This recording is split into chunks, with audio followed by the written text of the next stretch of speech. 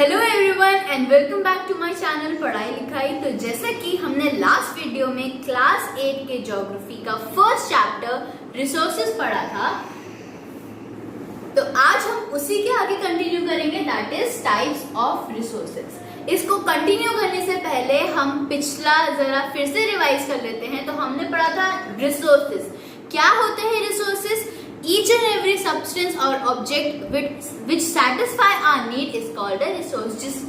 जिस भी ऑब्जेक्ट की यूटिलिटी होती है या यूजेबिलिटी होती है, that is called a resource. और हमने क्या पढ़ा था, difference between time and technology की टाइम और टेक्नोलॉजी कैसे हमें रिसोर्सेज को डेवलप करने में हेल्प करता है। तो today we will discuss types of resources. So basically resources are classified into three types: natural, human made and human। natural resource आप वर्ड से ही उसको डिफाइन करो। natural resources, those resources which are derived directly from nature, resources which are obtained from nature, they are free gift of nature।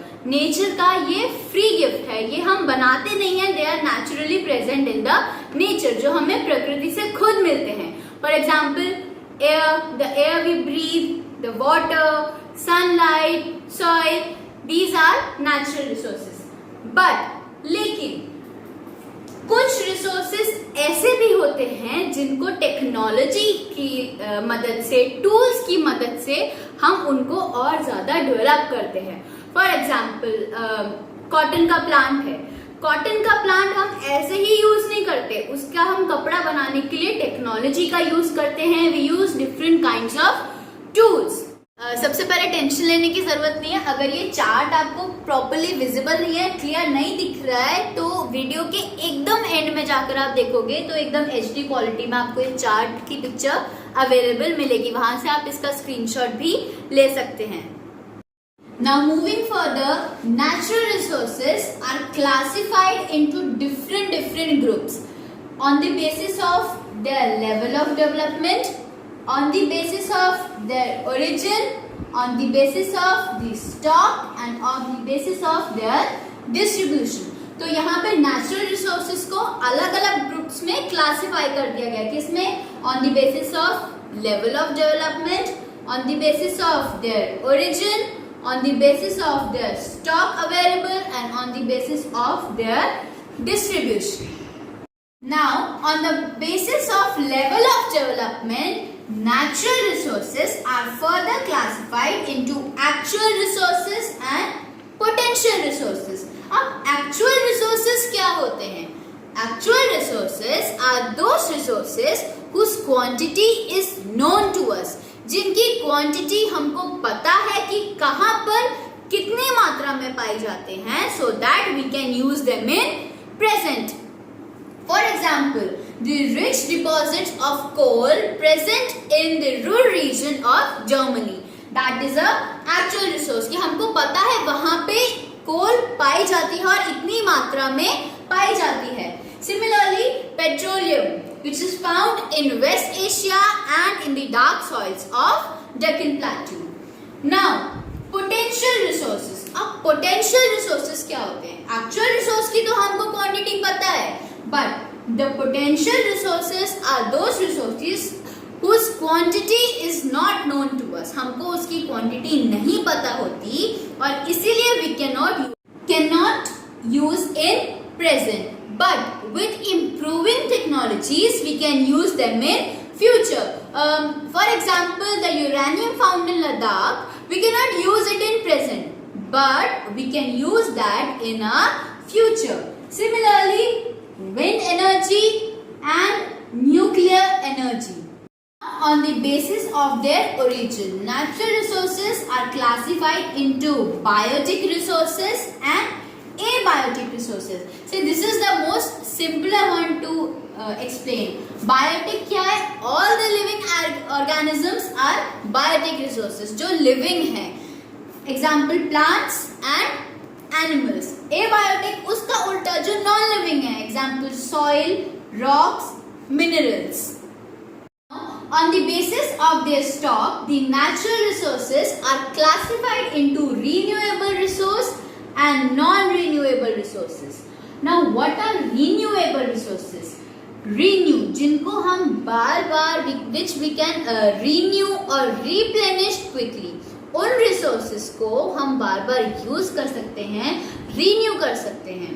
For example, sun, wind, forest, water, soils. All these are renewable resources. Sunlight, sun को हम solar energy के तौर पे use कर सकते हैं. Wind को wind energy के तौर पे यूज कर सकते हैं. So those resources which can be renewed quickly, which can be used by us again and again are called renewable resources. But लेकिन examples like soil, water, forest को अगर हम एकदम केयरलेसली यूज करेंगे, बार बार इनका ओवर यूज करेंगे तो इनके स्टॉक को अफेक्ट हो सकता है. We can affect their stock अगर हम इनको केयरलेसली यूज करेंगे. And now non renewable resources. अब नॉन रिन्यूएबल रिसोर्सेज क्या होते हैं? एकदम रिन्यूएबल के ऑपोजिट. रिन्यूएबल जिनको हम इजीली रिन्यू कर सकते हैं, but non renewable resources which can not be renewed easily. इनको हम दोबारा से रिन्यू नहीं कर सकते इतनी जल्दी. They are present in limited stock. इनका कोई अनलिमिटेड स्टॉक नहीं होता, बहुत सारी मात्रा में नहीं है, लिमिटेड स्टॉक में प्रेजेंट है.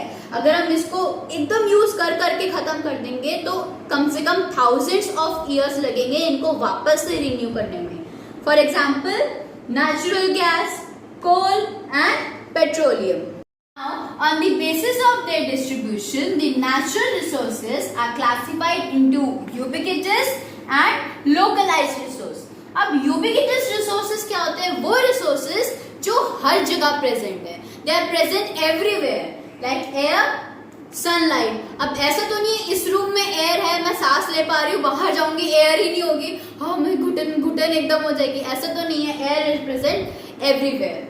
एंड लोकलाइज्ड रिसोर्स वो रिसोर्सेस जो किसी लोकल एरिया में पाए जाते हैं, जो एक पर्टिकुलर एरिया में ही होते हैं. They are at their certain places ही हैं जहाँ पे वो पाए जाते हैं. For example, copper and iron ore. अब कॉपर ऐसा नहीं यहाँ पे पड़ी हुई तो नहीं होगी, आयरन ओर यहाँ नहीं है, उनकी एक सर्टेन प्लेसेस ही है, एक पर्टिकुलर एरिया में ही ये रिसोर्सेस पाए जाते हैं. तो जैसे कि अभी हमने डिस्कस किया natural resources and it's classification of resources की किस किस के बेसिस में उसको हमने क्लासिफाई किया है. ये फ्लो चार्ट अगर आप देख रहे हो, ये वेब चार्ट, इसको दिमाग में बिठा लो, क्योंकि किसी भी टॉपिक को याद करने का सबसे इजी तरीका है उसका वेब चार्ट बना लो. एग्जाम में भी अच्छे मार्क्स मिलेंगे और हमेशा के लिए वो याद भी रहेगा. Now moving further to the second type of resource, that is human made resource. अब ह्यूमन मेड रिसोर्स क्या होता है? एकदम नाम से क्लियरली हमें पता लग रहा है कि ह्यूमन मेड रिसोर्स होता क्या है. Resources which are made by humans to satisfy their need, to utilize them properly according to their needs are known as human made resources. For example, roads, buildings, vehicles, bridges, electronic items are human made resources. So we can say that people like us use natural resources to make human made resources.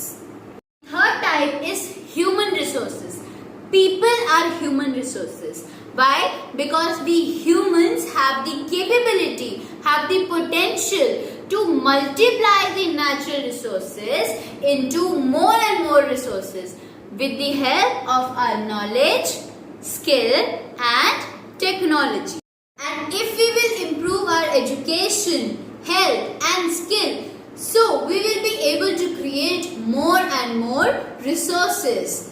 So we can say that improving our education, health and our skill can lead us to create more and more resources, and this can be known as human resource development. So today in this video we have discussed the types of resources and classification of natural resources. Also, we have discussed the human-made resources and human resources. Study the further part of the chapter, please click on the link given in the description box. Till then, stay safe, stay healthy, like, share, subscribe and comment down your suggestions in the comment box.